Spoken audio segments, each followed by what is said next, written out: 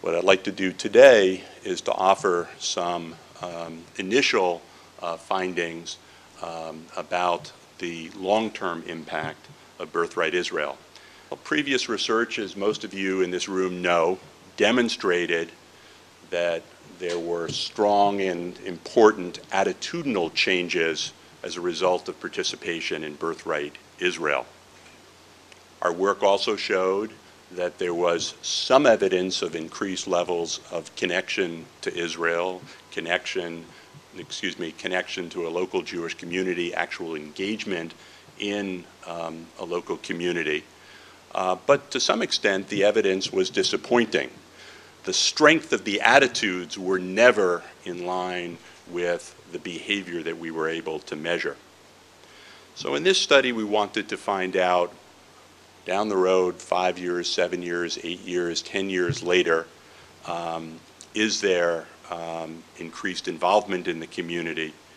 And a particular focus of our study was to understand the choices that young adults make about their family lives, about spouses, and about raising children. So let me summarize, and again, these are snapshots of what we found. This is one question that we asked just of the participants.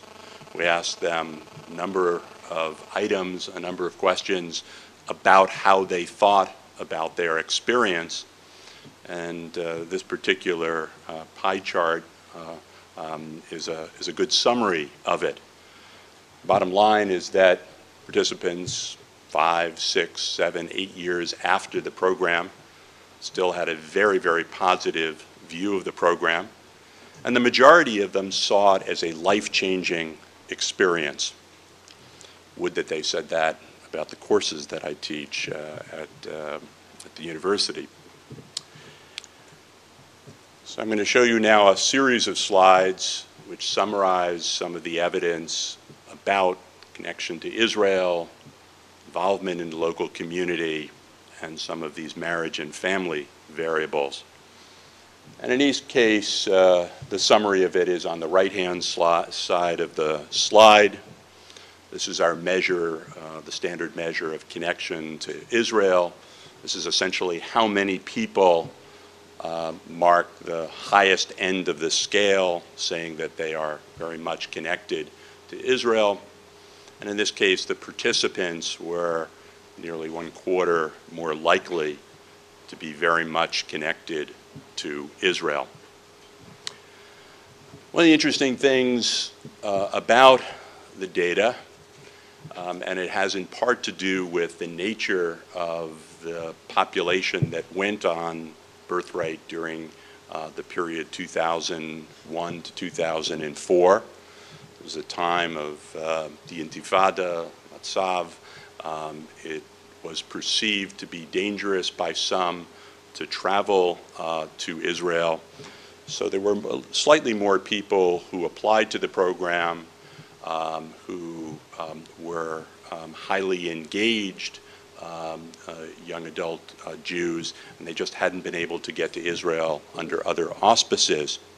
One of the things that we found is that the less engaged you were, or the less your prior level of engagement, to some extent education, the stronger the effect of the program.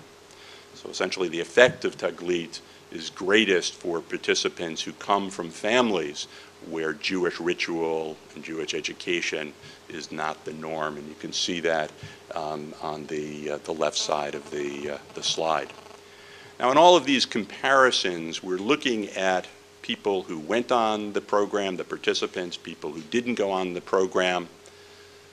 They are by background indistinguishable. In other words, they have the same basic levels of education, the same kinds of family involvements. To the extent that they're not different, we made some relatively small statistical adjustments to make these groups comparable.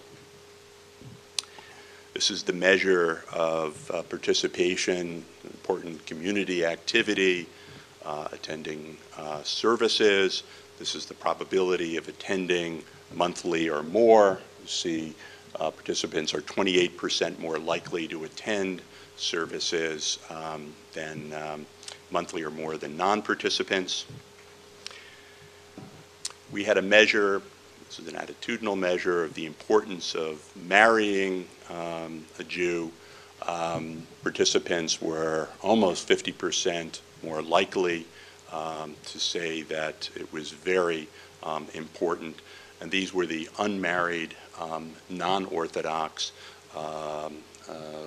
participants and non-participant applicants. In terms of marriage, again, we've focused on the non-Orthodox. There were Orthodox individuals who participated, people who came out of a day school background typically, but we put them aside for these analyses.